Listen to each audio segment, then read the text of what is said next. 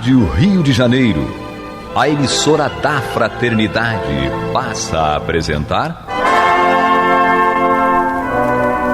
Luz na Penumbra, programa que leva ao seu coração a mensagem da doutrina espírita.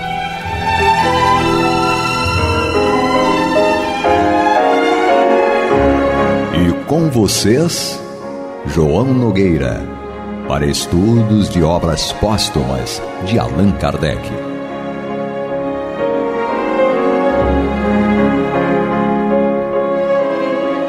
Meus queridos amigos e irmãos, com muita alegria estamos no ar mais uma vez, pelas ondas amigas da nossa Rádio Rio de Janeiro, em 1400 kHz AM, a nossa emissora da Fraternidade, também pelo site radioriodejaneiro.digital, além de depois entrar no YouTube para vocês acompanharem.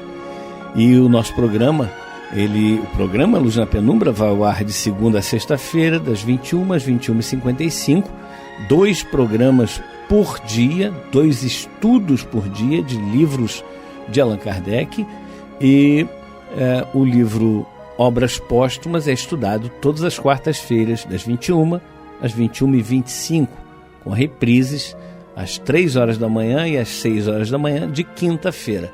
Virou meia-noite, né? Quarta-feira estamos aqui com um programa novo, né? Com um estudo novo, que a gente faz em sequência, e logo depois da meia-noite, às 3 horas da manhã, tem a reprise, às 6 horas da manhã tem a reprise.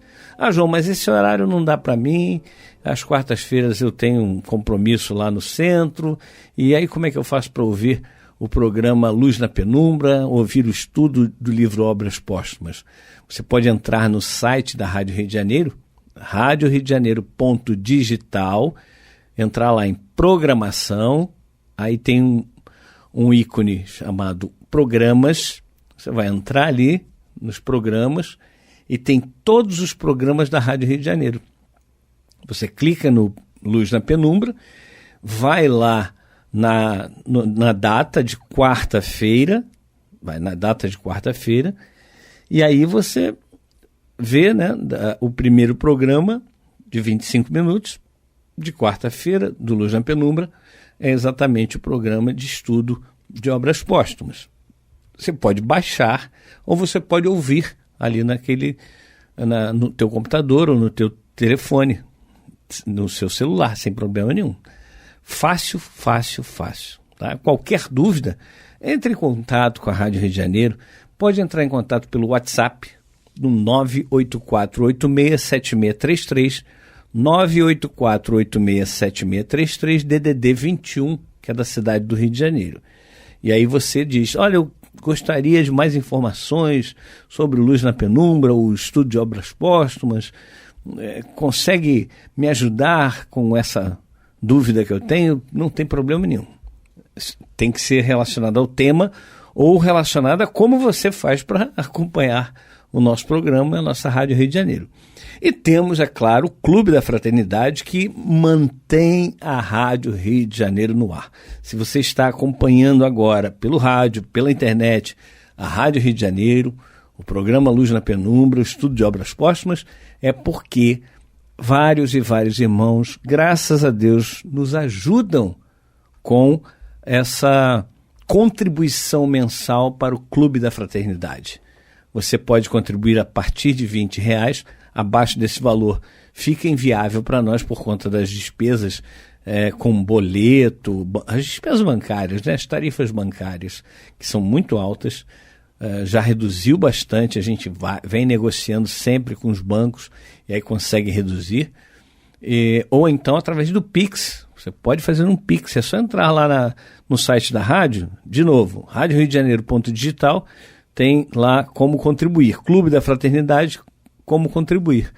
E aí você vai ver as informações do Pix. Aí Pix você pode fazer até de centavos, né? Eu vou fazer aqui de 10 centavos porque é o que está sobrando ali na minha conta, não vou precisar. Aí faz de 10 centavos, não tem problema nenhum, não. Pelo menos eu acho que não tem, né?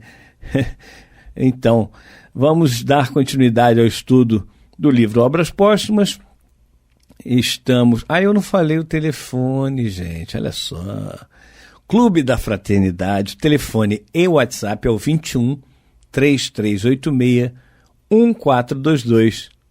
3386 1422. Falei do Clube da Fraternidade, já esquecendo de falar do telefone e WhatsApp. Mas está aí, 3386 1422. Vamos então ao estudo do livro Obras Póstumas, Constituição do Espiritismo, é o capítulo que estamos estudando, parágrafo 10º, Allan Kardec e a Nova Constituição é o título. Diz o seguinte, então: como prelúdio da nova Constituição do Espiritismo que ele elaborava e a externação da sua maneira de ver com referência à sua posição pessoal, tem perfeito cabimento neste preâmbulo as considerações que passamos a reproduzir, extraídas da exposição que, a propósito da Caixa do Espiritismo, ele fez à Sociedade de Paris em 5 de maio de 1865. Aqui, então, não sei quem escreveu este preâmbulo, mas dizendo, né, que o Kardec tinha feito essas considerações que vamos ler a partir de agora, em 5 de maio de 1865, a respeito da Constituição do Espiritismo. Vamos então ao texto de Kardec. Muito se há falado dos proventos que eu retirava das minhas obras. Certamente, nenhuma pessoa séria acredita nos meus milhões, a despeito da afirmação dos que diziam saber de boa fonte que eu mantinha um trem principesco, carruagens a 4, e que em minha casa se andava por cima de tapetes d'Aubusson. Isso está na Revista Espírita de junho de 1862, continua Kardec. Além disso, não obstante o que disse o autor de uma brochura que conheceis, provando por meio de cálculos hiperbólicos que o meu orçamento de receita ultrapassa a lista civil do mais poderoso soberano da Europa, porquanto só na França 20 milhões de espíritas são meus tributários, revista de julho de 1863, há um fato mais autêntico do que os seus cálculos, isto é, que eu nunca pedi a ninguém, que nunca ninguém me deu nada para mim pessoalmente. Numa palavra, que não vivo a expensas de quem quer que seja, pois que das somas que voluntariamente se me confiaram no interesse do Espiritismo, nenhuma parcela foi desviada em meu proveito. E tem uma nota aqui que diz o seguinte: essas somas se elevavam naquela época ao total de 14.100 francos, cujo emprego a favor exclusivamente da doutrina se acha justificado pelas contas. Ou seja, Kardec empenhava tudo para a divulgação da doutrina, tudo para que a doutrina pudesse ser cada vez mais conhecida e cada vez chegasse a mais pessoas, claro. Continuando Kardec. As minhas imensas riquezas proviriam, pois, das minhas obras espíritas. Conquanto essas obras tenham alcançado inesperado êxito, quem quer que esteja um pouco iniciado em negócios de livraria, sabe que não é com livros filosóficos que se ganham milhões em 5 ou 6 anos, quando sobre as vendas não se tem mais do que os direitos de autor, que não passam de alguns cêntimos por exemplar, mas, avultado ou mínimo, sendo esse lucro fruto do meu trabalho, ninguém tem o direito de se imiscuir no emprego que lhe dou. Comercialmente falando, estou na posição de qualquer homem que colha o fruto de seu trabalho. Corro os azares de todo escritor que tanto pode ser bem-sucedido como pode sofrer um malogro. Quem quer que tenha visto a nossa habitação outrora e a veja hoje, poderá atestar que nada mudou na nossa maneira de viver depois que entrei a ocupar-me com o Espiritismo. Ela é agora absolutamente tão simples quanto o era antigamente. É, portanto, manifesto que meus lucros, quaisquer que tenham sido, não deram para nos proporcionar os gozos do luxo que se segue daí. E aí ele faz essa pergunta, né? Que se segue daí? Bem, meus irmãos, Kardec aqui nos mostrando que, primeiro, se ele tivesse lucro, o lucro, ele poderia usufruir desse lucro. Ele disse, né, e está claríssimo, que todos os recursos que provinham da venda dos livros, que era mínimo, ele fala em cêntimo por volume, por livro, a maior parte fica com aquele que publica, o editor do livro, mas para ele sobraria muito pouco de cada livro. Ah, são 20 milhões de espíritas na França, tá, mas nem todos compravam os livros. Às vezes eles iam a bibliotecas, às vezes eles liam em parceria com outras pessoas, um emprestava para o outro. E mesmo se fosse, por exemplo, 20 milhões, cada livro poderia render aí 5 centavos, né? Passando aqui para o português, 5 centavos. 5 centavos vezes 5 milhões dá uma coisa aí que até o Luciano ficou ali, né, achando que isso é muita coisa, mas não é não, Luciano. Não é muita coisa não. 5 centavos vezes 20 milhões dá 1 milhão. Certo? É isso? Por aí. 1 milhão. Só a gente fazer as contas. Só dividir por 20, os 20 milhões. 1 milhão. Isso ao final desse tempo longo que você faz para vender para 20 milhões de pessoas o livro. Né? Você tem um tempo longo. Não é assim de uma hora para outra. E é como Kardec estava dizendo aqui, que é tudo aplicado no Espiritismo. Bem, meus irmãos, vocês estão acompanhando o programa Luz na Penumbra e estamos fazendo o estudo de obras póstumas de Allan Kardec, no capítulo Constituição do Espiritismo, e agora entramos no parágrafo 10º, que é Allan Kardec e a nova Constituição. Nós estamos, então, lendo um texto de Allan Kardec em que ele, primeiro ele faz esse texto, ele escreve esse texto porque diziam que ele tinha uma vida na babesca, né? Uma vida na riqueza, que tinha carruagens e outras coisas mais, né? Que ele andava por tapetes caríssimos dentro de casa e por aí vai. E ele está demonstrando aqui que não é assim, que ele ganhava muito pouco e que o que ele ganhava era do trabalho dele como professor. A esposa dele dava aula de piano, né? Então eles viviam dos recursos que eles geravam com o trabalho deles. Tudo o que eles conseguiam de recursos da venda dos livros, ele tirava, exatamente, ele aplicava, melhor dizendo, na própria doutrina, na divulgação da doutrina. Continua o texto de Kardec. Tirando-me da obscuridade, o Espiritismo me lançou num novo rumo. Em pouco tempo, vi-me arrastado por um movimento que me achava longe de prever. Quando concebi a ideia de O Livro dos Espíritos, era minha intenção não me pôr de modo algum em evidência e permanecer desconhecido, mas, para logo ultrapassados os limites que eu imaginara, isso não me foi possível.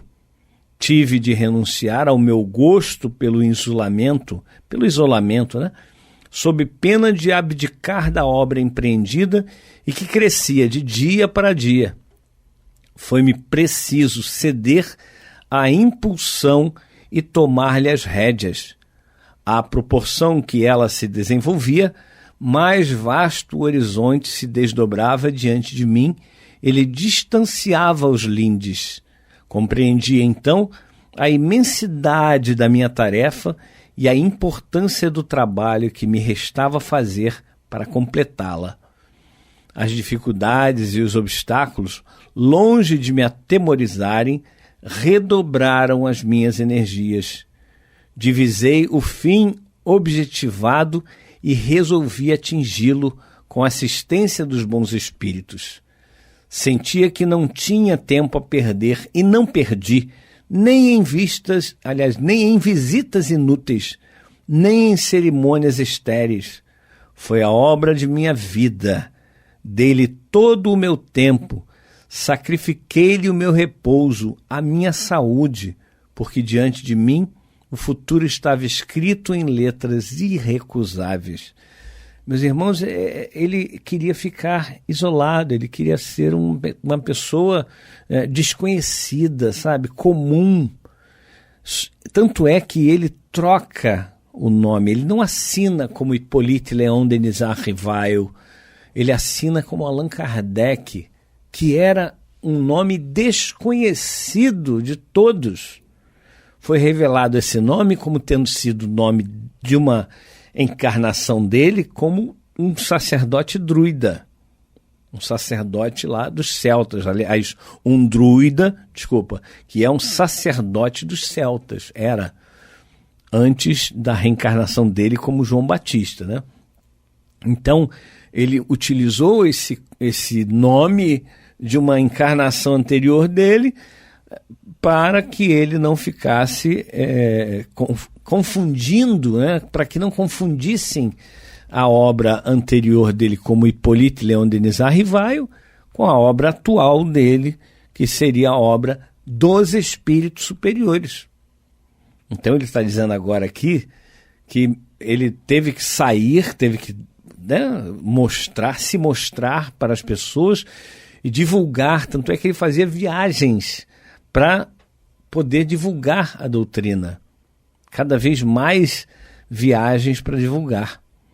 Então ele ficava realmente numa situação bem complicada, e disse aqui, dediquei-lhe todo o tempo que tinha, sacrifiquei-lhe o meu repouso. Consta que Kardec dormia 3 horas por noite, né? Porque não tinha jeito, tem uma hora que o corpo reclama e você tem que dormir. Mas ele sacrificava e com isso, inclusive, ele foi afetando a saúde física dele, né? Continuando. Sem me afastar do meu gênero de vida, nem por isso essa posição excepcional deixou de criar-me necessidades a que só os meus recursos pessoais, muito limitados, não me permitiam prover. Seria difícil ao outrem imaginar a multiplicidade das despesas que aquela posição acarreta e que, sem ela, eu teria evitado. Ou seja, Kardec está colocando aqui que, além de tudo, todas as despesas de divulgação do Espiritismo vinham para ser completas através desses recursos que vinham dos livros. Então ele pagava, claro, as viagens, ele estava a serviço do Espiritismo, aquelas viagens tinham que ser pagas pelo dinheiro da caixa do Espiritismo, como ele fala. Não é possível, ele não tinha recursos para bancar isso. Então ele se utilizou dos recursos do Espiritismo para o próprio Espiritismo. Continuando. Pois bem, senhores, o que me proporcionou suprimento aos meus recursos foi o produto das minhas obras. Digo-o com satisfação, foi com o meu próprio trabalho, com o fruto das minhas vigílias que provi, em sua maior parte, pelo menos, às necessidades materiais da instalação da doutrina. Levei, assim, uma larga contribuição à caixa do Espiritismo. Os que ajudam a propagação das obras não poderão, conseguintemente, dizer que trabalham para me enriquecer, porque o produto da venda de todo livro, de toda assinatura da revista, redunda em proveito da doutrina e não do indivíduo. Aqui Kardec está reforçando mais uma vez aquela colocação dele de que todos os recursos que vinham da doutrina espírita eram aplicados na divulgação, no desenvolvimento da própria doutrina espírita. Continuando Kardec. Mas prover ao presente não era tudo. Importava também pensar no futuro e preparar uma fundação que depois de mim pudesse auxiliar aquele que me substituísse na grande tarefa que terá de desempenhar. Essa fundação, a cujo respeito ainda devo guardar silêncio, se prende à propriedade que possuo e é em vista disso que aplico em melhorá-la uma parte do que ganha. Como estou longe dos milhões com que me gratificaram, duvido muito que, sem embargo das minhas economias, os meus recursos me permitam jamais dar a essa fundação o complemento que eu desejara ela tivesse ainda em minha vida. Uma vez, porém, que a sua realização está nos desígnios dos meus guias espirituais, se eu próprio não o fizer, é provável que um dia ou outro isso se fará. Enquanto aguardo, vou elaborando os planos a que ela obedecerá. Aqui Kardec mostrando a confiança absoluta na espiritualidade superior. E é óbvio, a espiritualidade superior encaminha para os seus locais adequados todos aqueles que realmente vão fazer parte desse trabalho de alguma forma. Nada na obra de Deus fica realmente esquecido, nada na obra de Deus fica sem sequência. Tudo na obra de Deus tem sequência, tem planejamento, tudo na obra de Deus é perfeito. Se não é perfeito é porque tem o dedo do homem. O ser humano, ele complica tudo. Me lembro do livro Espiritismo e Cristianismo e Espiritismo de Leon Denis, onde ele fala o seguinte: a natureza é perfeita, mas o espírito de sistema do homem complica tudo. Nós precisamos complicar as coisas, gostamos de complicar as coisas. Se eu tenho um caminho a percorrer, ao invés de eu percorrer pela linha reta, eu quero ficar dando voltas e mais voltas. Se eu posso resolver um problema agora, eu vou adiando, porque acho que o problema vai se resolver sozinho. E não vai. Se temos alguma coisa a fazer, façamos logo. Ou então, tenhamos a inteligência, a possibilidade de analisar quando é o melhor momento para se fazer determinada coisa. Por exemplo, eu tenho que chamar a atenção a um irmão. Ok, eu vou chamar a atenção a um irmão. E aí, ao chamar a atenção a um irmão, eu vou chamá-lo diante de outras pessoas. Não posso fazer isso. Então tem muita gente aqui, eu não posso fazer isso. E eu, ao chamar a atenção, vou dizer, essa é a minha opinião, eu posso estar completamente enganado, mas é assim que eu penso. Bem, meus irmãos, nós estamos terminando este programa de hoje e queremos que você permaneça aí ligadinho na Rádio Rio de Janeiro, pois vem aí o estudo do Evangelho segundo o Espiritismo com o nosso Antônio de Pádua. Até uma próxima oportunidade, se Deus assim permitir. Você está ouvindo o programa Luz na Penumbra.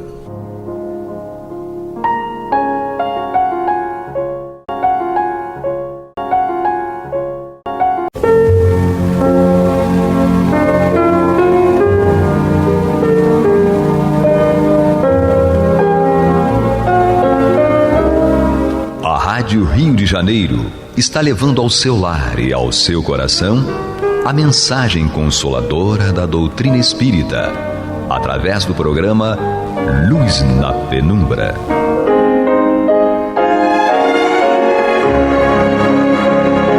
E com vocês, Antônio de Pádua Barbosa, para comentar o Evangelho segundo o Espiritismo da obra codificada por Allan Kardec.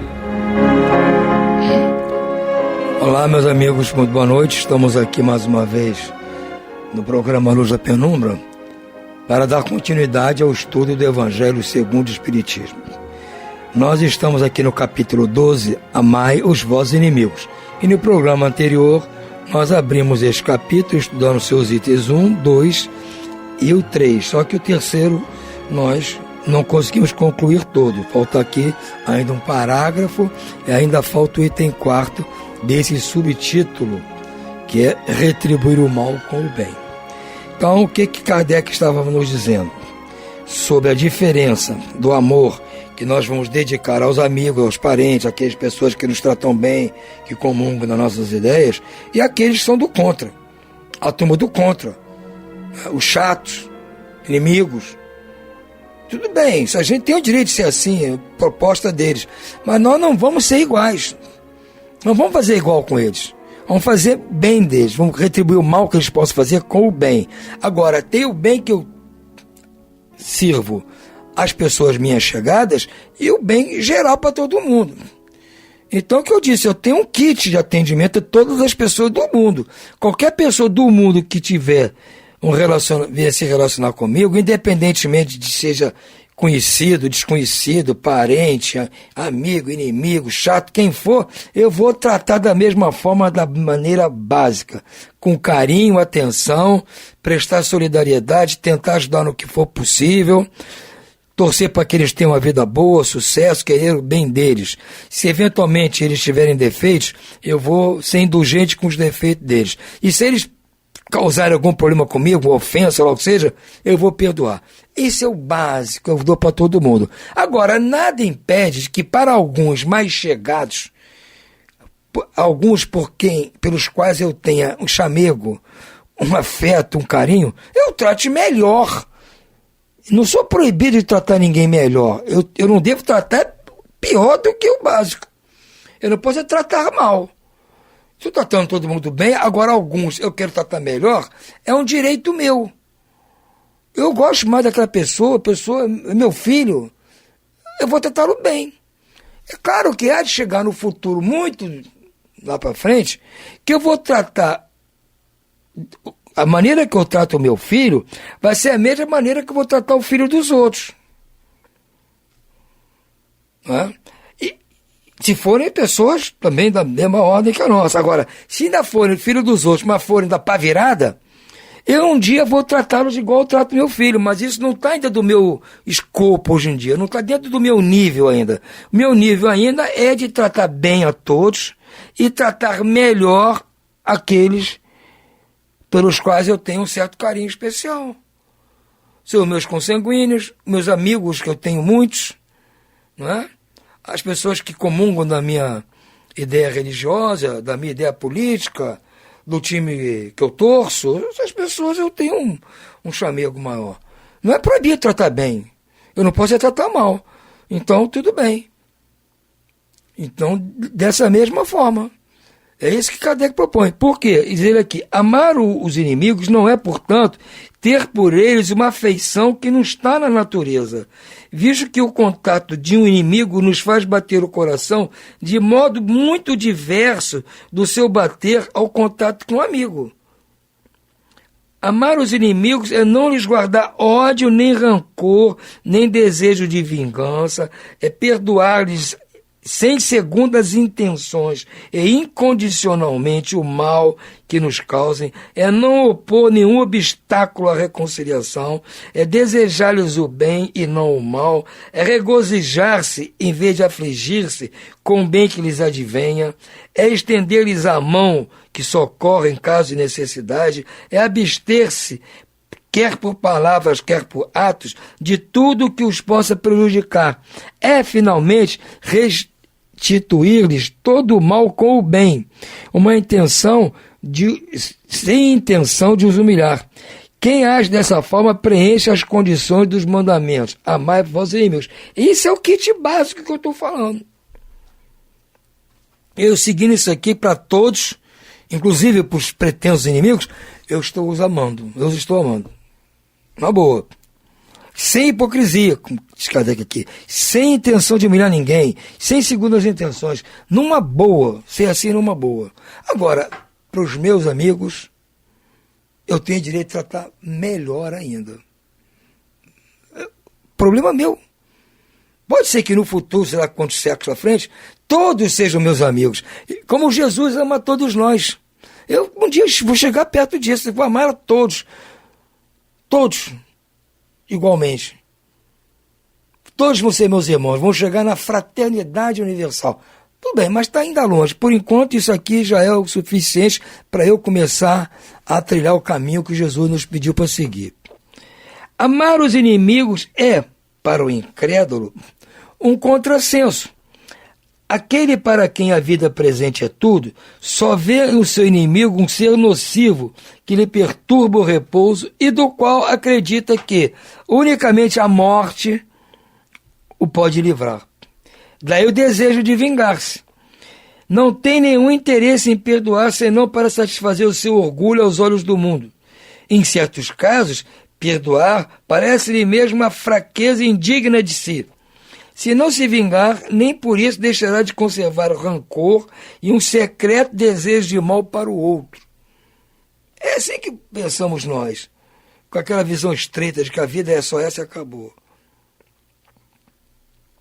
Para o crente e, sobretudo, para o espírita, a maneira de ver é totalmente diferente, porque lança os olhos sobre o passado e sobre o futuro, entre os quais a vida presente não passa de um ponto. Sabe ele que, pela própria destinação da terra, deve esperar encontrar aí com homens maus e perversos, que as maldades com que defronta fazem parte das provas que deve suportar, e o elevado ponto de vista em que se coloca lhe torna menos amargas as vicissitudes, quer procedam dos homens, quer das coisas. Se não se queixa das provas, também não deve queixar-se dos que lhe servem de instrumento.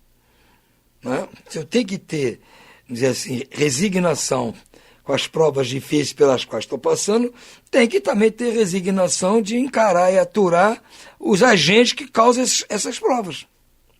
Se, em vez de se queixar, agradece a Deus por experimentá-lo, deve igualmente agradecer a mão que lhe dá a ocasião de demonstrar sua paciência e sua resignação. Aquela pessoa do mal está sendo um agente para me testar, para eu provar para Deus que eu já aprendi a lição. Eu já estou me resignando com a situação. Eu estou com paciência de esperar o problema acabar. Esta ideia o predispõe naturalmente ao perdão. Sente, além disso, que quanto mais generoso for, tanto mais se engrandece aos seus próprios olhos e se põe fora do alcance das setas maléficas do seu inimigo. Porque eu agindo dessa forma, eu estou me protegendo até de futuros ataques. Porque estou agindo bem. Estou criando em volta de mim uma carapaça de proteção contra maus olhares, maus pensamentos, urucubaca, qualquer coisa que o inimigo quiser jogar, não vai pegar. Porque eu estou me protegendo, praticando bem, ainda mais com ele. O homem que ocupa uma posição elevada no mundo não se julga ofendido pelos insultos daquele a quem considera seu inferior. Dá-se o mesmo com o que, no mundo moral, se eleva acima da humanidade material. Este compreende que o ódio e o rancor aviltariam e rebaixariam. Ora, para ser superior ao seu adversário, é preciso que tenha a alma maior, mais nobre e mais generosa. Então, é essa a proposta. Se eu me considero uma pessoa do bem e meu inimigo é a pessoa do mal, eu me considero superior a ele moralmente, eu tenho que provar isso, demonstrar que eu sou. Se eu agir com ele da mesma forma que ele age comigo, que superioridade é essa que eu estou demonstrando, moralmente falando? A minha superioridade moral vai ser demonstrada na medida que eu tratar bem. Eu tinha um lema lá quando eu tinha comércio. Eu atendia muitas pessoas na loja, então tem de tudo. Você é um comerciante, você atende qualquer tipo de pessoa. Tem pessoas que são agradáveis, pessoas complicadas, pessoas de tudo. E havia pessoas que tratavam mal, se julgam superior, que acham que estão fazendo um favor comerciante em comprar na loja dele. Eu dizia sempre para minha mulher, dizia para meus funcionários, olha só, se os tratarem mal, trate-os bem. Trate todo mundo bem. Mas me tratou, não importa, tratou mal, veio com arrogância, ofensa, trata bem. Se tratar pior, trate melhor ainda. Se a pessoa piorar mais ainda o tratamento, partir para a ignorância, não importa. Você trata melhor. Toda vez que ele piorar, você melhora. Um dia, uma hora vai cansar. Ou ele vai cansar de tratar você mal, porque você não vai cansar de tratar bem. Porque tratar bem é bom, você se sente bem tratando bem. Então você não vai se cansar de tratar bem. Ele que vai se cansar de tratar mal. Não vai ter mais como tratar você mal, vai acabar desistindo. Mas tem que fazer como o Kardec falou aqui. Isso sem segundas intenções, entende? Sem ironia, sem intenção de humilhar ninguém. Trata bem, não. Pois não, tudo bem, o senhor tem razão. Mas não está bom assim, vamos fazer diferente. O senhor quer como? Trata bem, amigo. Desarma a pessoa, ela não tem mais como buscar recursos para te tratar mal. Agora, se eu tratar mal também, primeiro que o prejuízo é meu, que eu vou acabar perdendo um cliente da loja. Não é interessante comercialmente falando. Já estou no prejuízo. E do que também vai ficar igual. Aquele cara dono da loja ali é um mal educado, um grosseirão. Que outras pessoas estão vendo, a loja está cheia, estão vendo. Então, não é isso que vai funcionar. Você tem que ser diferente. Tem que ser melhor. Você não se diz melhor, moralmente falando? É espírita? Fala da caridade na salvação? Amar o próximo como a si mesmo? Então, vamos pôr em prática. Vamos pôr em prática. Mas essa pessoa pensa diferente. E tem umas ideias estranhas. Não importa. Trate-o bem. Ninguém reclama de ser bem tratado, amigo. Ninguém reclama. Nem a maior fera que estiver na floresta, se tratá-la bem, com carinho, vai ficar mansa. Que ninguém recusa um carinho, um bom dia, uma boa tarde, como vai, tudo bem, passe bem, vá com Deus, bom trabalho, cuidado, atenção. Todo mundo gosta, não pode ser amigo ou inimigo. É como Cristo diz, Deus manda chuva e sol para todos, bons, maus. Não faz exceção. Todos merecem isso. Mesmo aqueles que não gostam dele. Então vamos ser igual a Deus, vamos mandar nossa chuva de bem, nosso sol de carinho, de atenção, de solidariedade, de caridade para todos. Aquele que não quiser fazer bom uso, paciência, é problema dele, não é problema nosso. Agora, como estamos dizendo aqui no item anterior, nada impede chegar na loja uma pessoa muito minha amiga, na confusão, não, falou, vem cá, passa aqui, entra aqui no balcão, vem aqui, conversar comigo aqui atrás. Vamos lá atrás da loja, conversa, traz uma água, um cafezinho, senta ali, conversa, porque é meu amigo. Não vejo há muito tempo, agora os outros estão sendo bem tratados. Ninguém está sendo maltratado ali. Todo mundo tratado com a mesma distinção.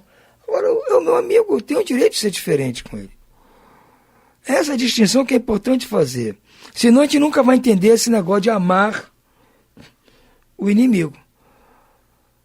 Vão achar que amar o inimigo é tratado do mesmo carinho que eu trato meus filhos, minha mulher. Não tem como. Isso aí, esqueçam que não é assim. Ainda mais dentro, por exemplo. Nós temos que começar, inclusive, essa prática, saber lidar com o adversário. Eu não gosto dessa, vocês já viram que eu não gosto dessa palavra inimigo. Então, é o adversário, é o chato, é o do contra. Não são inimigos, porque ninguém aqui está puxando espada para me matar. Então, não é meu inimigo. Ninguém está com fuzil nem granada para me atirar. Então, não é meu inimigo. É um adversário, um chato, paciência. Às vezes, uns têm umas ideias totalmente atravessadas e vem com arrogância, querer convencer a gente das ideias deles. Nós usamos nossos argumentos e sentimos que o nosso argumento está sendo distorcido, a pessoa não quer entender. Não, está tudo bem, vida que segue, deixa rolar. Porque o tempo vai mostrar quem tem razão. O tempo vai mostrar quem tem razão. E há uma coisa da qual ninguém escapa. Ninguém consegue enganar a matemática. pode enganar quem você quiser.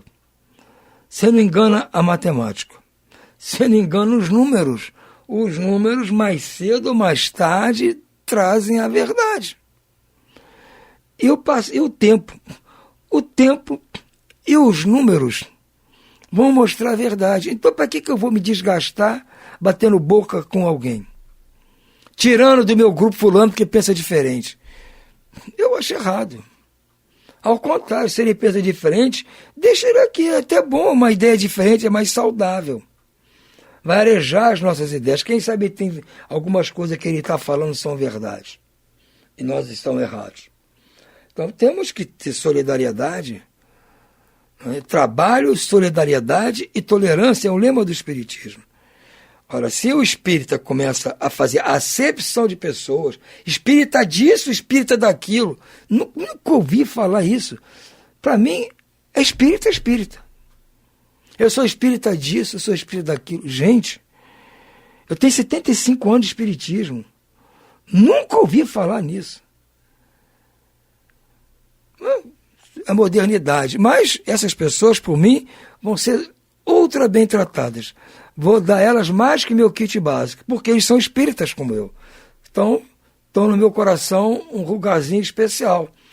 Estou naquele time que merece o meu afeto diferente, porque são espíritas. Eu não nego que vou tratá-los bem, vou tratá-los melhor, mais que o meu kit básico. Porque eu espero que eles entendam que eles não podem fazer acepção de pessoas. Ficar discriminando quem segue talvez uma outra corrente de espiritismo, porque o espiritismo é do Allan Kardec, mas outros pensadores trouxeram doutrinas parecidas, com muita sabedoria também. Alguns pontos divergem um pouco do que Kardec nos passou. Tudo bem. Não há coincidência em alguns pontos, mas em 99% há coincidência. Então vamos levar a vida, levar para frente. Outro dia uma ouvinte católica ligou lá para o programa Respondendo aos Ouvintes, dizendo que ela era católica, mas estava querendo estudar espiritismo, e estava em conflito com as ideias espíritas. Eu falei, minha senhora, 99% do que o catolicismo prega é igualzinho que o espiritismo prega. Amor ao próximo, caridade, amar a Deus sobre todas as coisas, amar o Cristo, Virgem Maria. Tudo igual o espiritismo prega. Perdoar as ofensas, tudo que o catolicismo prega a mesma coisa. Agora, se tem alguns rituais, algumas cerimônias diferentes, são coisas dos homens. Aí é questão de gosto, de tradição, de cultura. As pessoas estão mais afeitas a um tipo de tradição, beleza, outros não são. Agora não vamos execrar as tradições. Mas a única divergência talvez seja a história da reencarnação. Mas isso é um ponto. Todos o resto são coincidentes. Então por que vamos ser inimigos? Por que vamos nos afastar? Por quê? Entende? Então, os espíritas têm que raciocinar assim. Ele é espírita, mas ele pensa que nem o espírito tal, não sei o quê. Tudo bem, qual o problema? Porque ele segue uma corrente assim. Não interessa. Nós somos kardecistas, criamos Allan Kardec. E outra pessoa é um pouquinho diferente, mas a base, 99% é a mesma coisa. Se nós estivermos com a razão, o tempo e a matemática vão mostrar que nós estamos com a razão. Gostamos de esperar. Vai ver que ele que está certo, nós estamos errados, não sei. Então, nada de ficar separando, tirando fora. Eu fico pasmo, como se diz aí, com essas coisas, porque não são coisas do meu tempo. Não são do meu tempo. Meu tempo é longo, já faz muito tempo. Não era assim. Eu era da modernidade, paciência. Quem é mais jovem que vai conviver com essa modernidade. Estou aconselhando aos jovens a não entrarem nessa. Ficarem com os antigos, conservando aquilo que há de bom nesse ensinamento trazido por Kardec. Amar a todos, e ainda mais aqueles que têm afinidade conosco em alguma coisa. Não vamos fazer que nem torcida de futebol que briga, a mesma torcida do time, briga uma torcida com a do torcedor do mesmo time. O mesmo time brigando a torcida uma contra a outra. Dizer que já se viu isso. Como é que nós vamos fazer isso, gente? Vamos acordar, pensar Não vamos nos deixar levar por essas conversas, porque isso me cheira muito a conversa de alguém que quer disseminar desordem entre nós. E nós não podemos dar motivo para isso. Sigamos com Jesus, com Allan Kardec, que tenho certeza que todos nós vamos chegar no final vencedores. Fiquemos por aqui hoje. Muito boa noite e muita paz.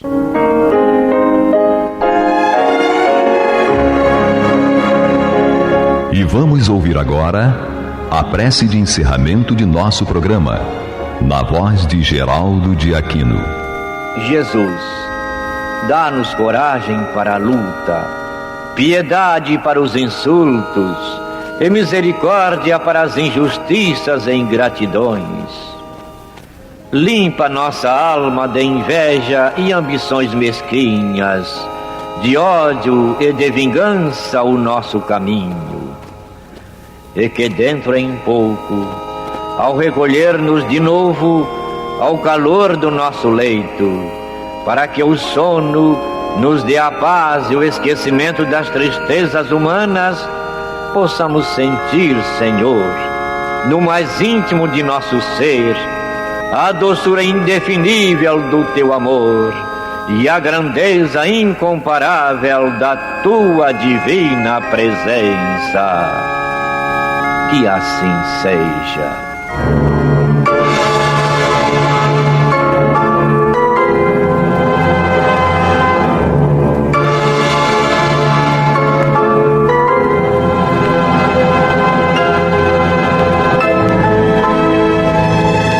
Acabamos de apresentar o programa Luz na Penumbra, que voltará a ser apresentado amanhã às 21 horas nesta emissora.